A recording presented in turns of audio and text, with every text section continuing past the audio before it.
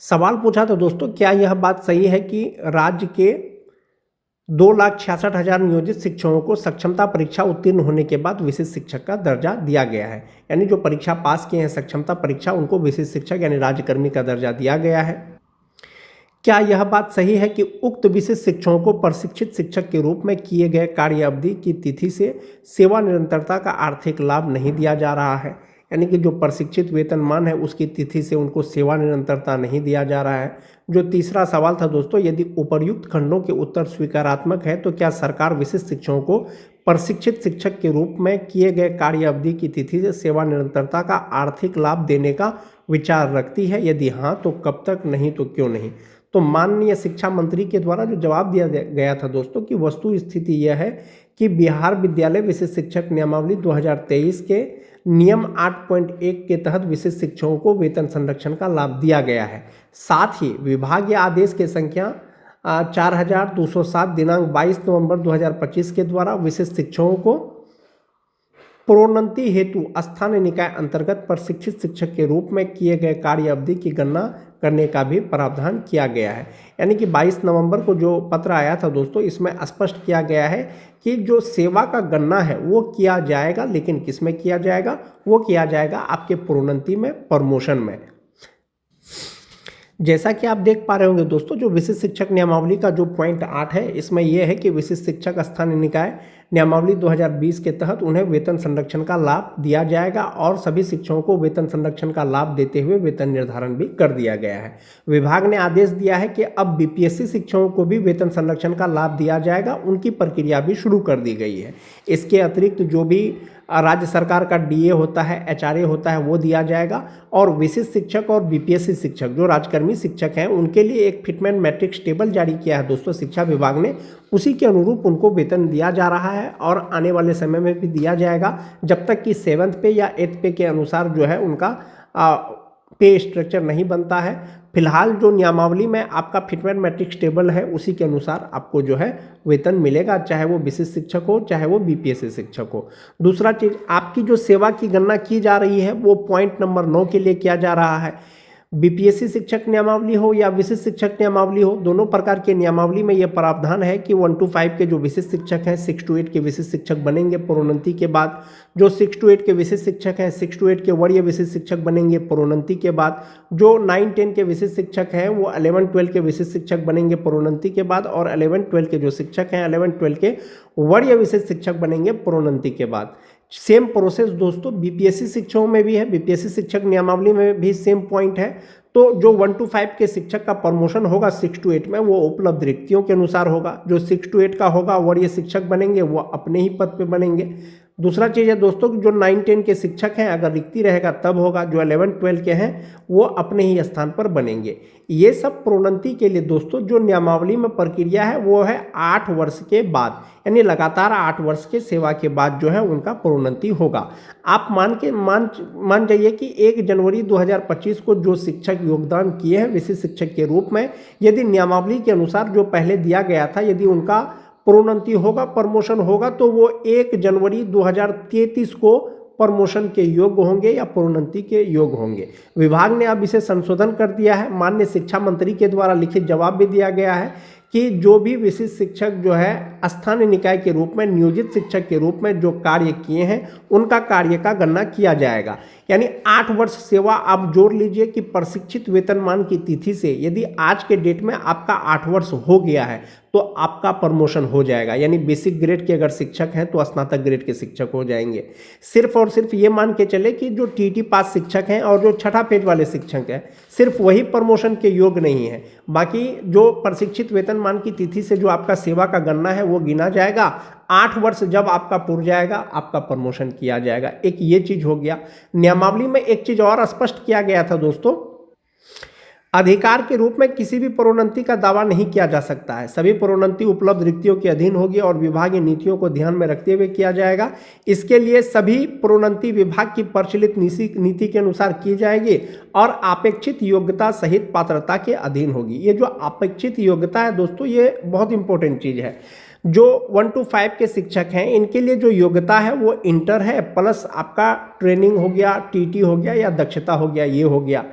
अब जो 6 to 8 के शिक्षक हैं उनके लिए जो योग्यता है, आपको ग्रेजुएट होना चाहिए, स्नातक होना चाहिए, साथ ही साथ जो आपको ट्रेंड होना चाहिए और टीईटी या बीटेड या दक्षता पास होना चाहिए। अब आप 1 to 5 के शिक्षक हैं, इंटर बेसिस पर आपकी बहाली हुई है, आपकी सेवा का 8 साल हो गया है, अब आप प्रमोशन लेना चाहते हैं लेकिन आप स्नातक नहीं हैं तो आपका प्रमोशन नहीं होगा, क्योंकि नियमावली में दिया गया है कि अपेक्षित योग्यता यानी कि 6 to 8 का टीचर बनने के लिए जो योग्यता होना चाहिए वो योग्यता रहेगा तो आपका 1 to 5 से 6 to 8 में प्रमोशन होगा।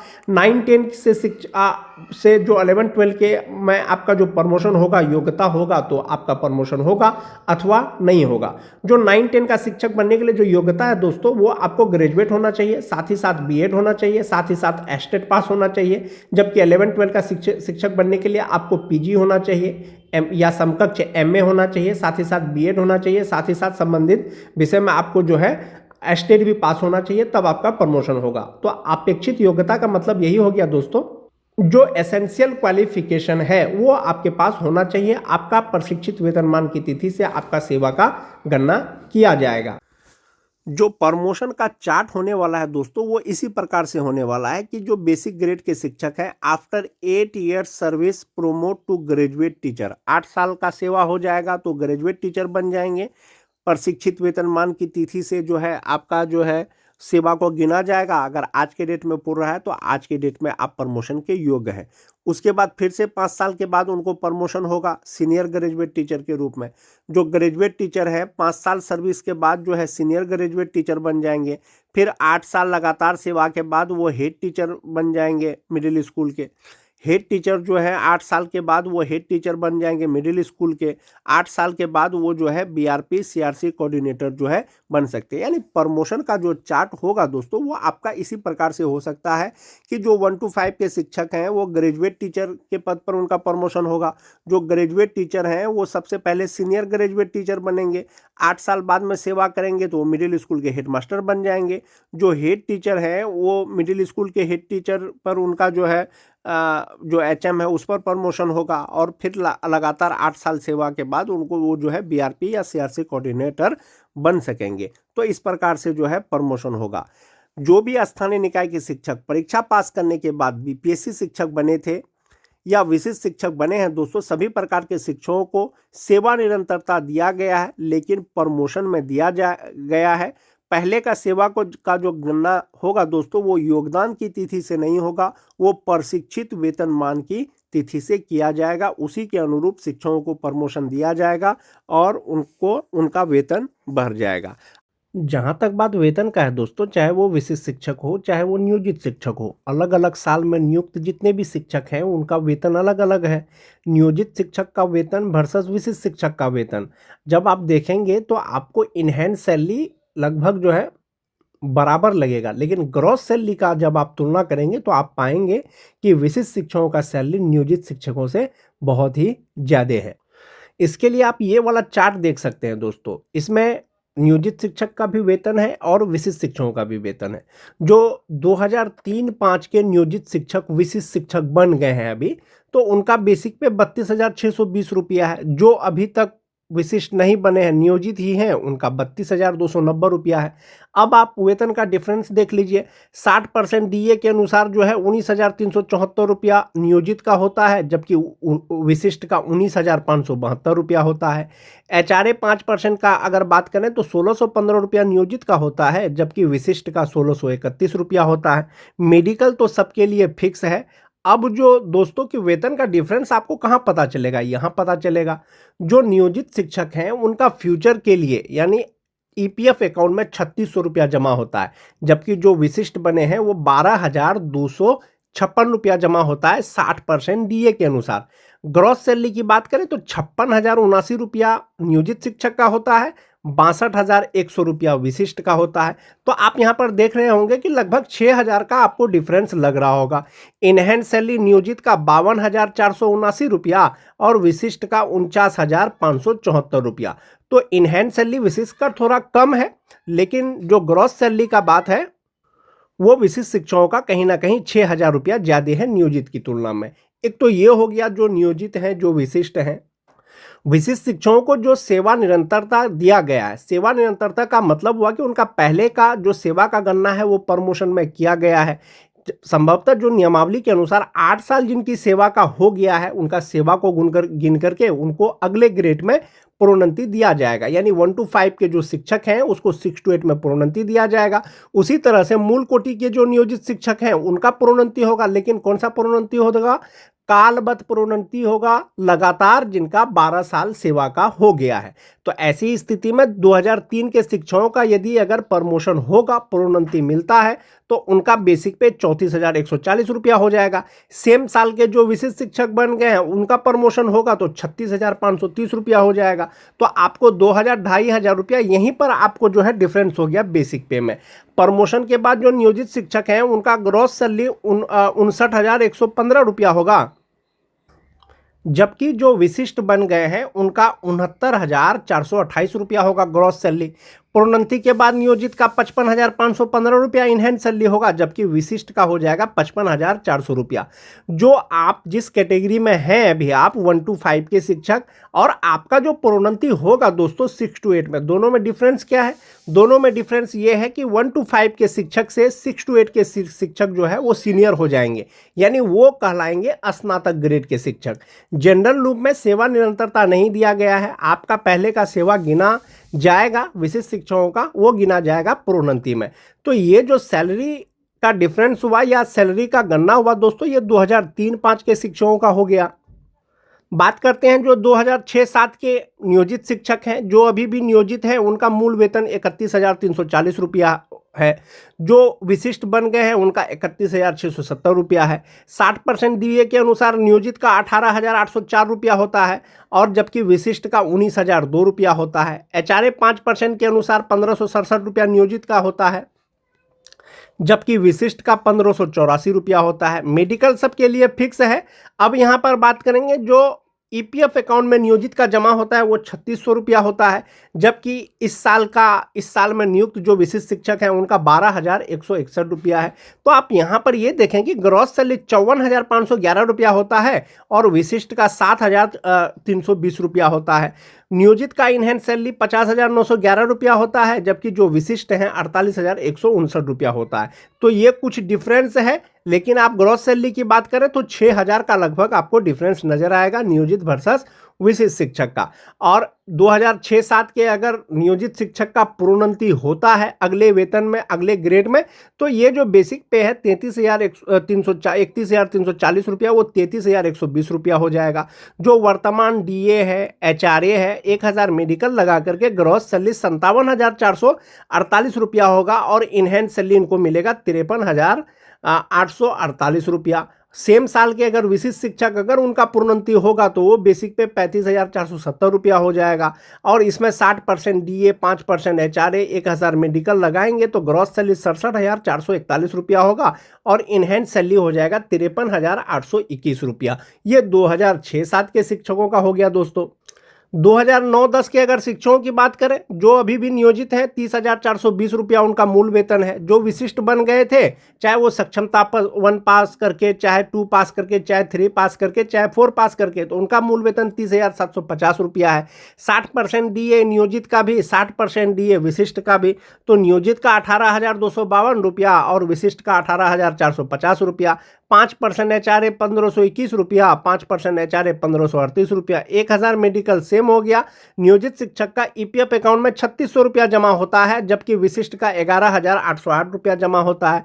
ग्रॉस सैलरी 52,993 रुपया हुआ, इनहेंस सैलरी 49,393 रुपया हुआ, जबकि जो विशिष्ट है उनका ग्रॉस सैलरी 58,596 रुपया और इनहेंस सैलरी 46,788 रुपया हो गया।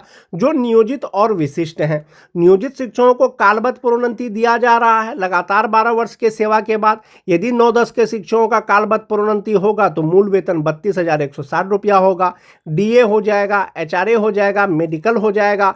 ग्रॉस सैलरी 55,864 रुपया हो जाएगा, इनहेंस सैलरी 52,264 रुपया हो जाएगा। विशिष्ट शिक्षक का 34,440 रुपया हो जाएगा। जो 2009-10 के शिक्षक हैं, इसमें डीए, एचआरए, मेडिकल लगा करके जो ग्रॉस सैलरी होगा वो 65,511 रुपया होगा, और इनहेंस सैलरी 52,286 रुपया होगा। तो जिनका प्रोन्नति होगा दोस्तों वो अगले ग्रेड में होगा। जो 1 to 5 के शिक्षक हैं उनका 6 to 8 में होगा, जो 6 to 8 के शिक्षक हैं 6 to 8 के वरीय शिक्षक बनेंगे, और जो 9 10 के शिक्षक हैं 11 12 में अलग अलग जो प्रक्रिया है, जो रूल है नियमावली का, उसके अनुसार प्रोन्नति होगा और वेतन भी वृद्धि होगा दोस्तों। टीईटी पास शिक्षकों की अगर बात करें दोस्तों, जो नियोजित हैं उनका 27,820 रुपया है, जो विशिष्ट शिक्षक बन गए हैं 28,140 रुपया है टीईटी पास का। जो वर्तमान में डीए है 60%, उसके अनुसार जब आप गणना करेंगे दोस्तों, जो नियोजित अभी भी है उनका ग्रॉस सैलरी 48,703 रुपया होता है, जबकि जो विशिष्ट बन गए हैं 53,705 रुपया होता है।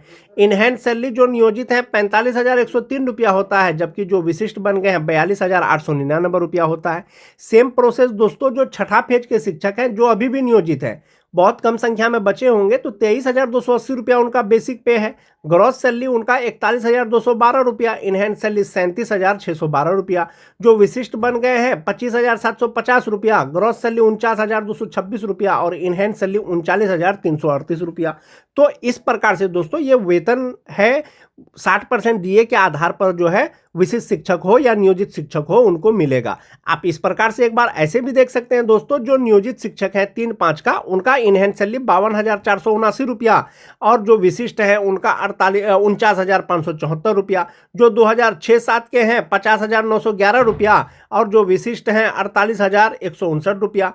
जो 2010 के हैं नियोजित उसका 49,393 रुपया, जबकि जो विशिष्ट बन गए हैं 46,788 रुपया। जो टीटी पास नियोजित है उनका 45,103 रुपया, जो विशिष्ट बन गए हैं 42,899 रुपया। जो छठा फेज वाले हैं नियोजित का 37,612 रुपया, जबकि विशिष्ट का 39,338 रुपया। तो इस प्रकार से दोस्तों शिक्षकों को वेतन 60% डीए के आधार पर मिलता है। जब डीए बढ़ेगा फिर से तो वेतन बढ़ जाएगा। और एक चीज जो मोस्ट इंपॉर्टेंट चीज है, नियोजित शिक्षक का वेतन और विशिष्ट शिक्षक का वेतन आपका जो भविष्य के लिए जमा होता है, जैसे नियोजित शिक्षक हैं उनका ईपीएफ अकाउंट में जमा होता है तो उनका फिक्स है 3600 रुपया, चाहे डीए 50% हो चाहे डीए 70% हो जाए। लेकिन जो राज्यकर्मी शिक्षक हैं, जो विशिष्ट शिक्षक बन गए हैं, जैसे जैसे डीए बढ़ेगा, जैसे जैसे उनका बेसिक पे बढ़ेगा, वैसे वैसे उनका जो है फ्यूचर के लिए यानी एनपीएस अकाउंट में जो अमाउंट जमा होता है वो वैसे वैसे बढ़ते जाएगा। ये हो गया दोस्तों।